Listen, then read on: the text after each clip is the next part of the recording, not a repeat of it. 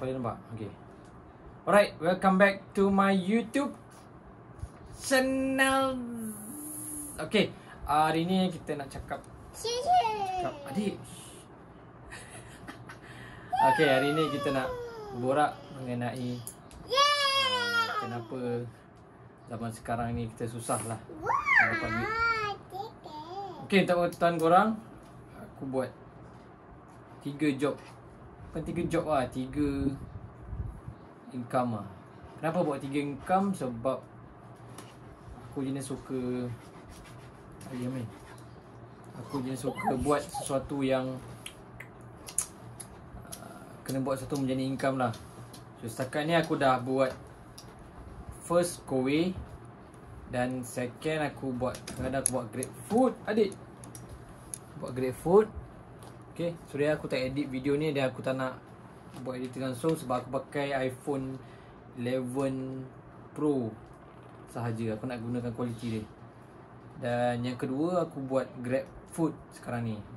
GrabFood ni aku dah register sebelum PKP lagi sebenarnya, dan aku pun continue buat lah. Dan sekarang ni aku dah jual popcorn. Popcorn aku tak ada belakang, ada tak? Tu ada popcorn belakang tu. Dan yap, ada beberapa aku jual juga. Antaranya aku nak jual, aku tengah jual, dulu aku jual SIM card, tapi dah tak ada lah bisnes tu. Dan sekarang ni aku jual on off Tama Koko yang boleh orang luar tengok lah. Okay, macam mana cara aku buat 3 job ni sedangkan aku dah kerja hakiki? Dia basically perasaan lah, dan semangat kau nak buat. Okay, macam aku jadi ejen popcorn, aku walaupun aku tak ada schedule kan, dia orang kata nak ada schedule, okay, post time dia. Basically aku nak buat social media ni, buat up post semua. So korang sebenarnya senang sebenarnya kan, walaupun korang ada anak, ada isteri, nak kena luarkan masa, tapi korang boleh buat. Macam aku sendiri, aku tak ada pun limit time. Aku teringat je aku buat, tapi kena konsisten lah cerita dia kan, kena konsisten. Dan sebenarnya ada anak, ada keluarga ni susah juga lah sebenarnya nak jadi seorang YouTuber, nak kena upload content kan. Tapi it's okay sebab aku pun bukan fokus sangat untuk buat content, tapi just content ni untuk aku buat, aku nak beritahu input kat korang semua lah. Dan balik kepada part time. Okay, kenapa aku buat part time? Sebab aku rasakan dekat luar sana ada benda yang boleh mendatangkan duit lah. Walaupun aku sekarang ni kerja hakiki, aku tak tahu sama bila aku kerja hakiki. Dan yes, you need to have backup, you need to have some financial backup. So korang kalau dah ada kowe, nak tukar model ataupun belum ada kowe, so boleh roja aku. Dan aku pun jual popcorn.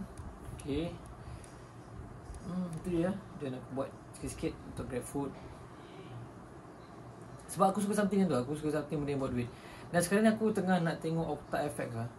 Macam boleh pergi je kan, tapi tengok dulu macam mana.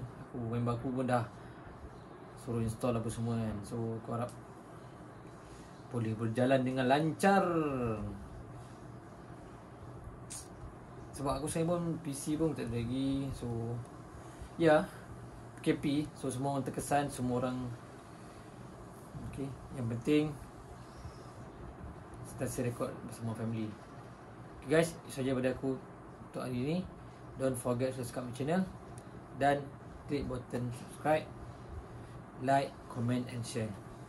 Okay, walaupun tak 10,000, alah berapa kerap jadi dah. Okay, alright, itu saja pencerahan aku untuk hari ni. Assalamualaikum.